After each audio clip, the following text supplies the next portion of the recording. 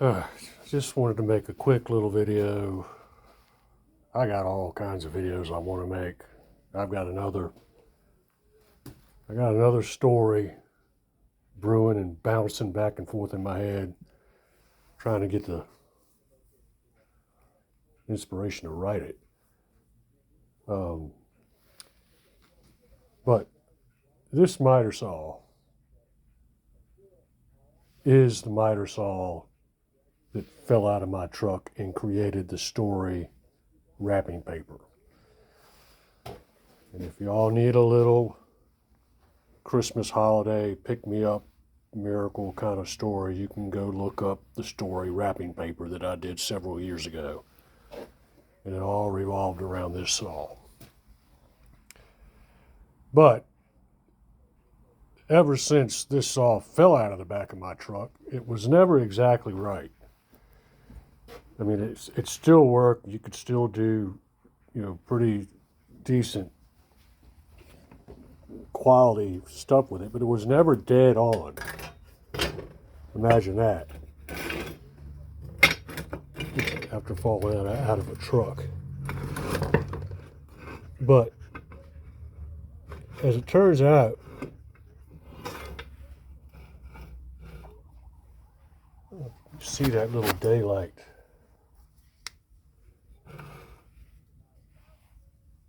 Trying to get the right angle.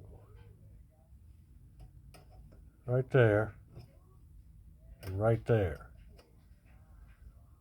So this fence is not, these two fences are not in plane. They're not a straight line. So at some point when it hit the asphalt, I believe this little radius got bent or something. But I also wonder if it was like that from the factory, because when I took the fence off, you can see these holes were wallowed out. And it looked like somebody was trying to get the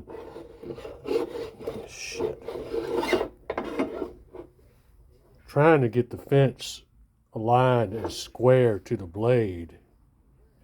And whatever, some molding malfunction, they couldn't, so they kept wallowing the holes out to move the fence back and forth. Anyway, I've been screwing around with it. It's a good saw.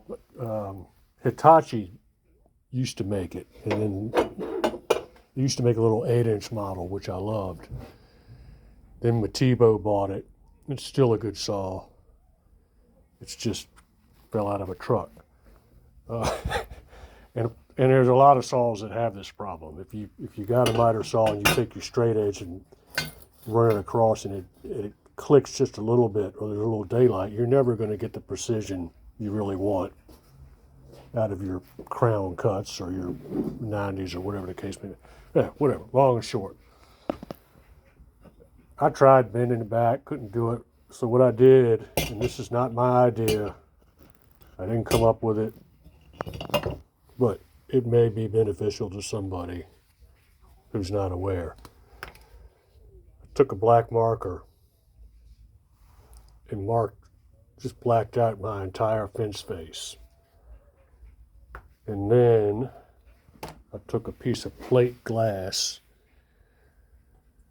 out of a jalousie window, and I had some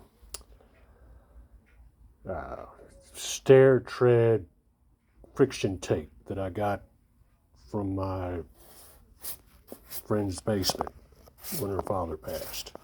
And I've been keeping it, and I think, you know what? I got a use for that. So what I'm going to do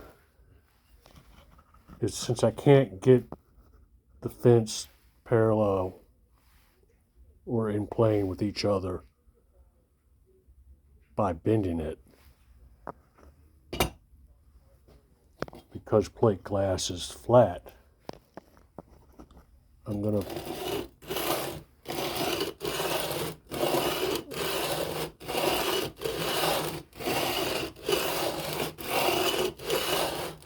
flatten it that way. And you can already tell just by the the aluminum coming through the ink that clearly it is not flat. So with this rough grit, I'm going to work through this. I bet I can get through it in probably the next 3 or 4 minutes. And then I'll probably switch grits out, use some wet dry, and fine tune it. But I don't know. It's just a neat little trick you can use to true up hand planes. I've done it to all these planes. Soften edges with block planes or fix out of plane miter saw fences. But yeah, that was the saw that created the story wrapping paper.